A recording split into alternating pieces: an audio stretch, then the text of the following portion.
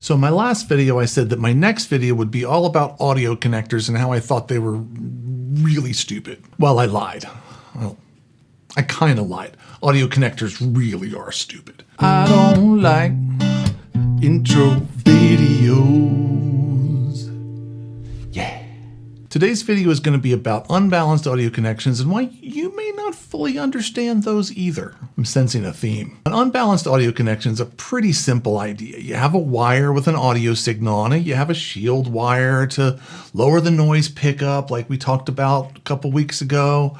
And that also gives the signal a path back to the original device. And bam, you got a simple audio connector. And that's all there is to it, right? Well, kinda. In order to really understand what's happening with our audio signal, I need to take a little bit of a rabbit trail. This probably should have been my first video, or my first video before this video, which should have been a video before my first video. So this, I don't really know what I'm doing. Sound is nothing more than air that's compressing and expanding in really highly complex patterns that our brains somehow can sort through and make sense out of. It's really kind of an amazing experience. A loudspeaker, it compresses and expands air, and that's how it reproduces the thing we call sound. But one thing to think about, that while the air is compressing and expanding from our loudspeaker, it's not really moving. If I've got a loudspeaker over there somewhere and it's making sound, I don't have to wait for the air in front of the speaker to get to my ear in order to hear the sound. It's going to push on the air molecules right in front of it, and those air molecules will push on the air molecules in front of them, and they'll push and pull on the ones in front of them, and so on, and lather, rinse, repeat all the way up until it gets to my ear, and then it'll push and pull on my eardrum, and I'll be able to hear sound out of it. So what's happening here is pretty simple. Our eardrums are listening to changes in pressure on the outside of our ears. But those changes have to be relative to something. After all, the word change kind of implies that you're going from something to something. In this case, you've got positive pressure and you've got negative pressure as that pressure wave is moving back and forth. So how does your eardrum decide what zero is? I mean, the only place I know that has zero air pressure is outer space, and there isn't even sound in outer space.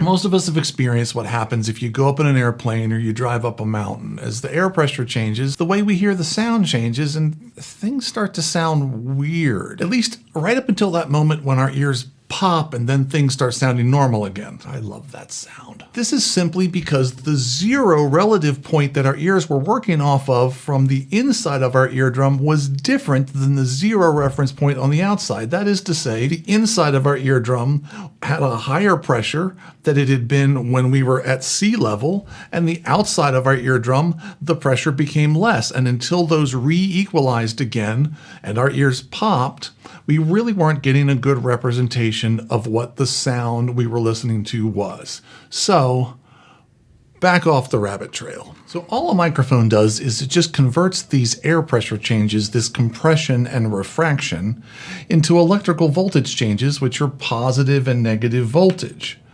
So when we're drawing all these fancy waves above and below this line, all we're really talking about is an electrical analog to the sound pressure waves that are happening in the air. I wonder if that's why they call it analog audio. Nah. So then the real question is, what's this line? What's this zero? What does zero mean? How do we know what zero is? Voltage is much like air pressure in that it's not an absolute number. It's essentially just the difference between the voltage in one object and the voltage potential in another object. We have to have something that references us to zero. So what we really need is we need some kind of reference point that's consistent and is hopefully easy to get to and is available everywhere. And it turns out that we have that thing, and that thing is called the Earth. The Earth, the Earth, the Earth. Or as we like to call it in the US, ground. We have the Earth, which, for the record, is round. So our zero reference point becomes a line, a connection that attaches to the Earth. And that is how our electrical circuit knows what those voltages mean because that's our reference point. So now let's get back to interconnecting our audio gear. So at the most basic level, all we need to do is connect a single piece of wire, just like I've done here, between device dot A and device dot B, and make sure that they both have a reference point that's the same. And just like that, we're passing audio signal from device A to device B. Okay, I already hear the keyboards going. Why is this guy going back to this whole idea that we can pass an audio signal over one wire between devices? This will never work. You have to have a return wire. You have to have some way to complete the loop. It's got to be a circuit. That's how it's got to work. It turns out it kind of doesn't. In fact, if you've got any audio equipment that has RCA connectors, first of all, why do you have audio equipment that has RCA connectors? If you have two devices that have RCA connectors and you take an RCA cable and just plug it kind of halfway into both of those devices so that only the pin is touching on both sides, audio will pass from the output of that device to the input of the other device. Trust me, it will work. Whether it will be noise free, that's a whole nother discussion, but it will work. The reason for this is pretty simple. When we send a signal from a device to another device, there's no return path because nothing is actually moving from one device to another. Just as the air molecules don't have to move from the loudspeaker to my ear in order for me to hear sound, the electrons don't have to move from device A to B and through it and come back to A so that they come back home again. All that's needed is a reference point so that the pressure, the voltage that's happening along this circuit has something to reference to, and you'll pass audio. Obvious question, then why do we have a shield wire? Because we nearly always, as everyone knows, there's nearly always a shield wire that's going between our devices.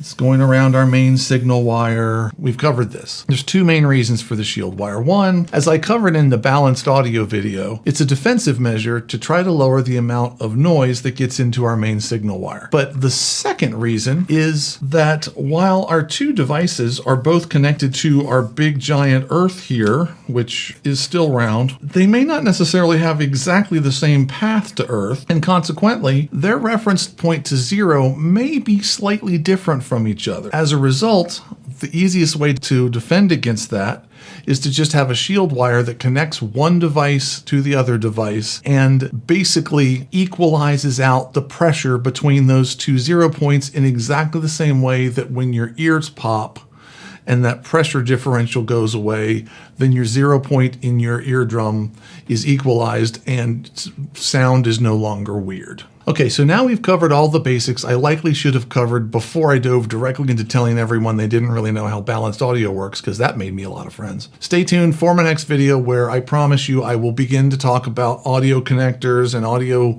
cables and how they go together and how you wire them and why all the sound connectors are stupid and why they drive me crazy, and that'll be fun. As always, I've planted a couple of minor inaccuracies in this video. I welcome you finding those and posting them in the comments down below. If you like this, please hit like. If you don't like it, please subscribe so you can not like the next video I post. And if you really, really hate this, share it on every group you're a member of so that you can mock me incessantly. Thanks so much for your time, and I'll see you next video. Simple. And I got a whole bunch of new markers, so that means I'm going to draw pictures because we love that. Look, new sharp. Oh, look at all the color. I have so many. Okay. I ordered more. Look. Colors.